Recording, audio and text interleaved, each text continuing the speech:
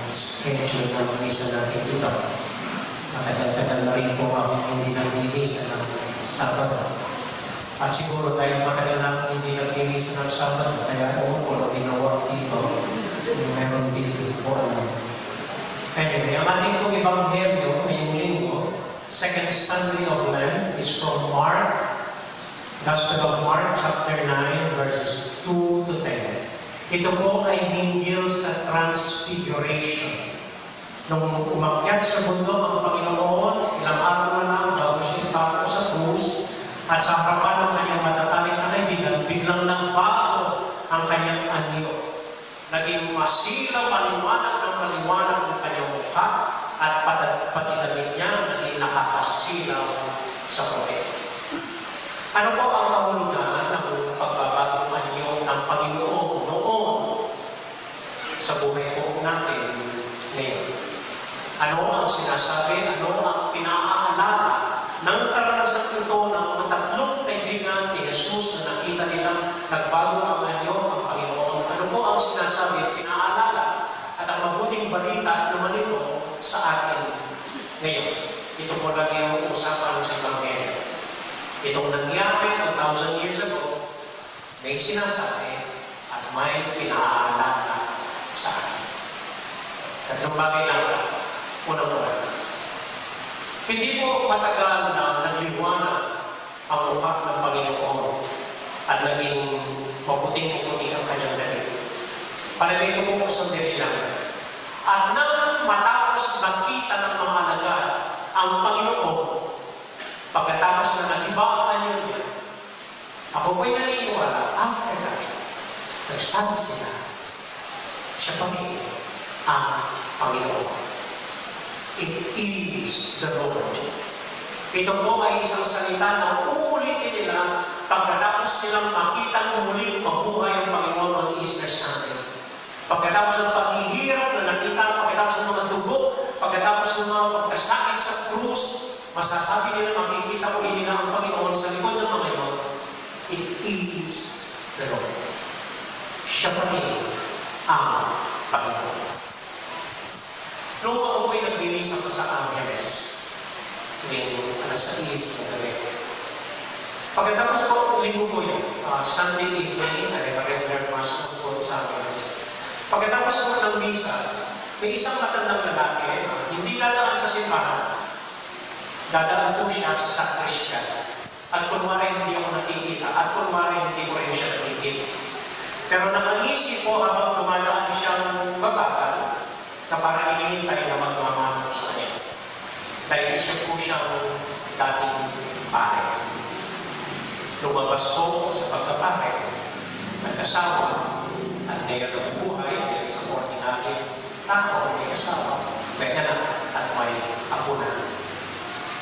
Ingisi-ingisi po siya, nung dumadaan siya sa likod ko, dahil alam ko, tinatawanan niya ang kapampangan ko.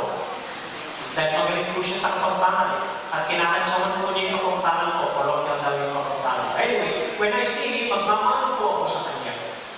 And I call him Amo. Kaya po lumabas na siya at nagkasama.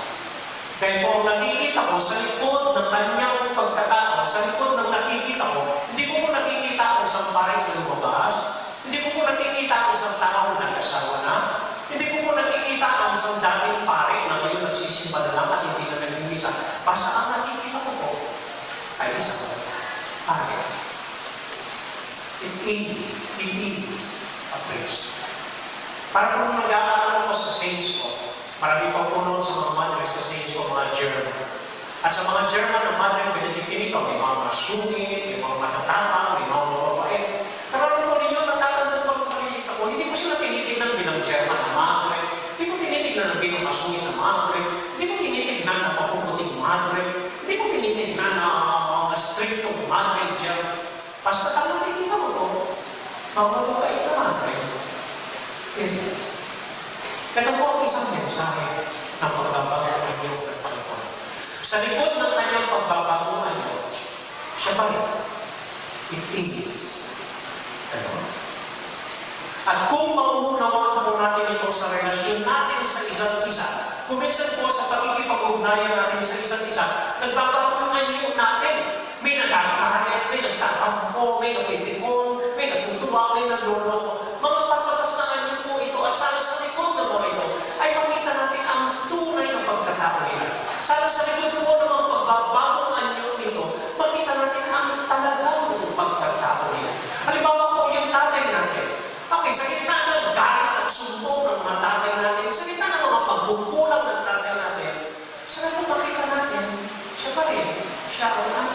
tatay.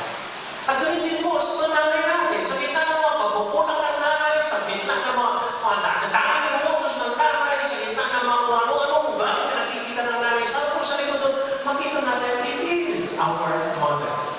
At ganoon din po sa Panginoong Diyos. Kung minsan naghihinakit tayo sa Diyos, minsan nagtatampo tayo sa Diyos, minsan nagagalit tayo sa Diyos, dahil hindi niya tayo pinagbibigyan. Pero sana po, sa likod ng mga nakikita natin yun sa Panginoon, bandang huli, at the end of the day, makikita po natin at mararanasan natin, it is the Lord. Siya pa rin ang ating Diyos. At sana po sa relasyon natin, sabi mo, ganito rin, sa likod ng sumpong ni Amon, sa likod ng pagkainitin ng ulo ni Amon, sa gitna ng anong gusto at hiling ni Amon, sana po makita niyo, si Amon yun, ang aming attachment. At ganoon din po sa inyo, sa likod ng hindi natin pagkakaunawaan kuminsan, sa likod ng mga hindi natin pagkakaintindihan, sa likod ng maraming iba't ibang gusto natin bilang isang parokya, nakikita ko po kayo mga parokya. It is, they are my parishioners. Ito po unang araw ng pagbabago ang anyo ng Panginoon. O nagbago ang anyo niya, pero sa dalihan, sa likod ko, siya pa rin ang ating Panginoon. Sa likod ng iba't ibang anyo natin, tayo pa rin magkasama, magkaparokya, at magkakaibigan. Amen? Amen. Nung nagbago ang anyo ng Panginoon, narinig ang isang tinig mula sa langit, galing sa Diyos, Ama ng Panginoon, sa niya, "This is my beloved Son, listen to Him." Ito ang pinakamamahal kong anak, makinig kayo sa Kanya. In short, if I would translate that in our experience and language today, parang sinasabi lang ng Diyos, etong anak ko, magtiwala kayo sa Kanya. Magtiwala kayo sa Kanya. Nung seminarista pa po ako, sa theology na ako, so 4 years na lang, matatapos na ako. Nagkaroon po kami ng isang rector na napaka-stricto. Theologians na kami, mauuting na lang kami, pinagdadardin pa kami. Binabandayan pa kami paggabi, mauuting na kami. Tinitignan pa po kami, natutulog na ako, kami nasa kwarto na. Tapos kung sinusundan namin yung schedule, tapos yung ginawa yung schedule, napaka-stricto. So minsan nagpunta po kami sa kanya, nagko-complain, sabi namin, "Father, ba't ganito yung ginagawa ninyo sa amin?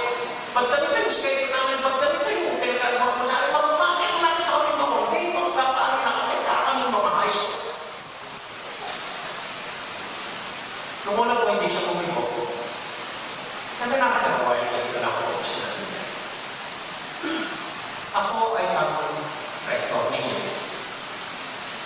Tandaan niyo ito. Hindi ko kayo lalagay bilang rector ninyo. Hindi ko kayo lalagay sa katotohanan. Hindi ko tuturo sa inyo ang makakasama sa inyo. Ang hinihiling ko na, magtiwala kayo sa akin. Hindi ko kayo ibebenta at hindi ko kayo mawala. And when we heard him say that, we all felt quiet. And true enough, we found what he meant, what was his intention, and what he wanted us to do. Nanunawatinan po kami, nag-testify siya na dapat kami magpahal, meaning what he meant. Pakiusap namin, magtiwala kayo sa akin. Hindi ko kayo nalukohin, hindi ko kayo lalagay sa akin. I forgot about that until I had my first parish, and my second parish, and now my third parish. And always I found out, just later on, I found out, the first Mass in all my 3 parishes, if you remember this, the first Masses in all my past 3 parishes, my first message to my parishioners is always something like this. Ang hinihiling ko lang po sa inyo ay magtiwala kayo sa akin. Walang parish priest na sisirain at lulukuhin ang kanyang parokya. Dahil siya ang masisira. Hindi ko kayo dadalhin sa kalokohan. Hindi ko kayo ibebenta. Hindi ko kayo perform. Basta, magtiwala kayo sa akin. And I believe trust is the second message of pag-iba ng anyo ng kanya. Kung minsan po may ginagawa sa atin ng Diyos na hindi natin maintindihan, kung minsan dumalang tayo sa mga pagsusubok na kala natin hindi natin kaya, kung minsan may binibigay sa atin ng Diyos na parang napakabigat at parang wala sa mga plano natin. At ang hinihiling lamang ng Diyos, magtiwala kayo sa akin, ako ang Diyos mo, hindi po kayo mababayaan. Ito po ang may mensahe ng Panginoon sa ikalawang pagbasa. Sabi ni San Pablo, kung saan Diyos ang nasa panig natin, ano pa ang pwedeng makakapaghiwalay sa atin? Taba o gutom o sakit o anuman pagsubok, hindi tayo pwedeng ihiwalay sa Diyos. Basta, ang hinihiling ng Diyos, magtiwala kayo sa atin. At sa relasyon po natin sa isa't isa sa iyong mga kaibigan, ganito rin ang pagiging usap. Nagkikipagkaibigan tayo dahil nagtitiwala tayo. Nag-aasawa tayo dahil nagtitiwala tayo sa magiging asawa ninyo. At pati mga anak niyo, ganun po ang hinihiling ninyo. Walang magulang, walang magulang na nanais ng masama para sa kanyang anak. Kahit hindi maintindihan ng anak ko minsan, kahit tumuturo ng mga anak ko minsan. Ganito rin ang hinihiling ng mga magulang sa kanilang mga anak. Ganito rin ang hinihiling ng mga kaibigan sa kanilang mga kaibigan. Ganito rin ang hinihiling ng mga pare sa kanilang mga parokyan. Ganito rin ang hinihiling ng bawat pagiging pag-unayan natin sa ating anak. Ang magtiwala sa isa't isa. At kapag nagtitiwala po tayo sa isa't isa, laging magiging bago ang kanyang anak. Amen? Ikat na po. Ang magbabagong anyo ng Panginoon ay tanda ng kanyang katapatan. Kung ano ang mangyayari sa kanya, kung magiging tapat siya hanggang sa krus, mag-iibang magliliwanag ang kanyang mukha. Ititanda ng kanyang katapatan. Naging tapat siya, bandang huli, inuwi niya ang pagliliwanag ng kanyang mukha hanggang sa maging pagkakas. Alam po niyo yung parang kinukwento ko sa inyo. Kahit po lumabas siya sa kanyang pagkabahay, amo pa rin ang tawag namin sa kanya. Dahil nakita po namin, kahit lumabas siya, naging tapat siya sa kanyang pananampalataya. Linggo-linggo po, nagsisimba. At linggo-linggo, alam po, halos umiiyak siya dahil hindi siya pwedeng mag-communion. Dahil wala pa yung kanyang permiso. At hanggang tumanda, nagkaroon na ng anak, nagkaroon na ng pampo, nakikiusap, nagsusumama kay Apo Seto na sana bigay na yung permiso na upang siya'y makapagkasal at maging ligana. Hindi po siya sumunod. Naging tapat sa kanyang pananampalataya, naging tapat sa simbahan ng kanyang iniwan, naging tapat sa kanyang pagka-Christian. At bandang huli po, nakuha niya ang permit niya. Kahit matanda na, may ito nung siya'y ikinasal at nakapag-tugin yun after a very long time. Pero kahit sa hindi pagkakaiwalay paghihintay, naging tapat pa rin po siya sa Diyos, sa simbahan, at sa pananampalataya. Panahuli po, ang importante ay hindi kung naging matagumpay tayo o hindi. Ang tanong po, panahuli ay hindi kung naging mayaman tayo o hindi, kung naging successful tayo o hindi, kung naging masaya tayo o hindi. Panahuli po, sabi ni Mother Teresa, ang pinaka-importante at ang pinaka-importante na tanong ay kung naging tapat tayo sa Diyos. Nung